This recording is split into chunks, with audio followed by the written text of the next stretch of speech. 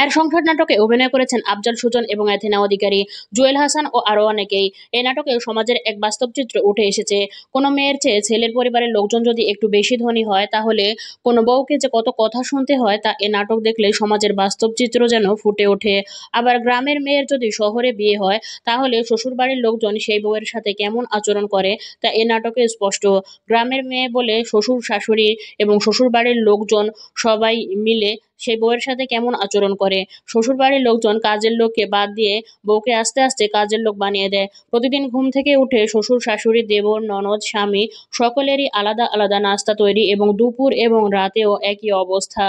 একই আইটেম হলে তো সময় কম লাগতো এবং কষ্টও কম হতো, কিন্তু সকলেরই আলাদা আলাদা পছন্দ, এবং আলাদা আলাদা আইটেম রান্না করতে গিয়ে কোনটা আগে করবে আর কোনটা পরে করবে সেটা বুঝতেই যেন মাথা হ্যাং হয়ে যায়।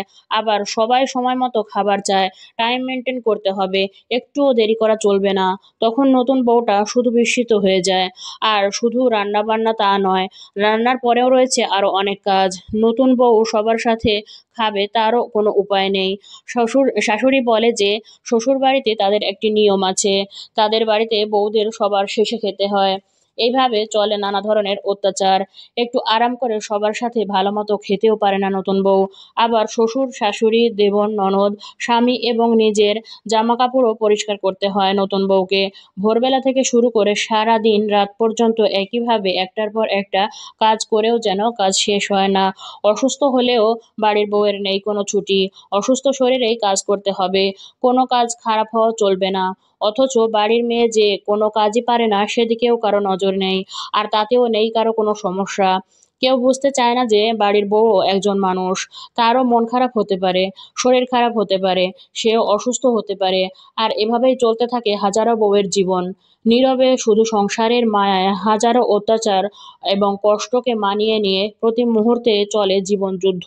তবে এই নাটকে বউ যখন তার ননদের গালে চড় দেয়, তারপরে শাশুড়ি এর প্রতিবাদ করায়, পরে বাড়ির বউও প্রতিবাদ করে এবং বলে যে আপনাদের বাড়ির মেয়ে মেয়ে, আর আমি কি মানুষ না? সারাদিন রাত এত কাজ করার পরেও কেউ কি একবারও আমার খোঁজ নিয়ে দেখেছে যে আমি খেয়েছি কিনা, আমি ভালো আছি কিনা, আমার কোনো সুযোগ সুবিধা অথবা আরামের প্রয়োজন আছে কিনা? আর সবাই এভাবেই একের পর এক শুধু ফরমাইশ করে থাকে। যদি সবাই মিলে ফরমাইশ করে তাহলে একবার হিসেব করে দেখুন তো কয়টা ফরমাইশ হয়। এতগুলো কাজ করতে আমার কেমন হয়? আর আমি একজন মানুষ এত কাজ কিভাবে করতে পারি?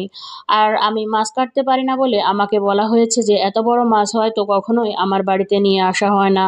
কিন্তু কখনো কি ভেবে দেখেছেন আপনাদের বাড়ির মেয়েও কিন্তু মাছ কাটতে পারে না, অথচ আপনাদের বাড়িতেও কিন্তু বড় মাছ নিয়ে আসা হয়, কিন্তু সেদিকে কারোই কোনো খেয়াল নেই।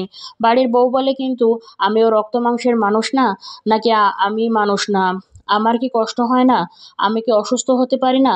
আর সবকিছুই হতে পারে শুধু মায়ার কারণে। কারণ মায়া সংসারের প্রতি এবং স্বামী এবং সংসারের সমস্ত মানুষের প্রতি মায়ার কারণেই সব কিছু সহ্য করে বাড়ির বউ নীরবে সয়ে যায় এবং এই সংসারেই থেকে যায়। সারাদিন কাজের শেষে সে কি একবারের জন্য খোঁজ নিয়ে দেখেছে যে তার বউ খেয়েছে কিনা? এমন অভিযোগ করে বাড়ির বউ তার স্বামীর কাছে। আর এত কিছুর পরেও মায়া বলে যে সব কিছুর পরেও কেন সে এই সংসারে পড়ে আছে, শুধুমাত্র সংসারের মায়ার কারণে। আর সে ভাবে যে হয়তো আজকেই সবাই বুঝতে পারবে যে বাড়ির বউয়ের অবস্থাটা। কিন্তু দিন চলে যায় ঠিকই, কেউ তার অবস্থার কথা চিন্তাও করে না। আর এত কিছু বলতেই সবাই আস্তে আস্তে বুঝতে পারে সবকিছু, আর সবাই তাদের ভুলটা বুঝতে পারে। তো ভিউয়ার্স, এ ধরনের নাটক নিয়ে সমাজের সাথে আপনি কি কোনো মিল খুঁজে পান? আপনার মতামত কমেন্টে জানান। আর এ ধরনের আরও তথ্যপূর্ণ ভিডিও পেতে চ্যানেলটি এখনই সাবস্ক্রাইব করুন এবং ফেসবুক পেজটি ফলো দিয়ে পাশেই থাকুন।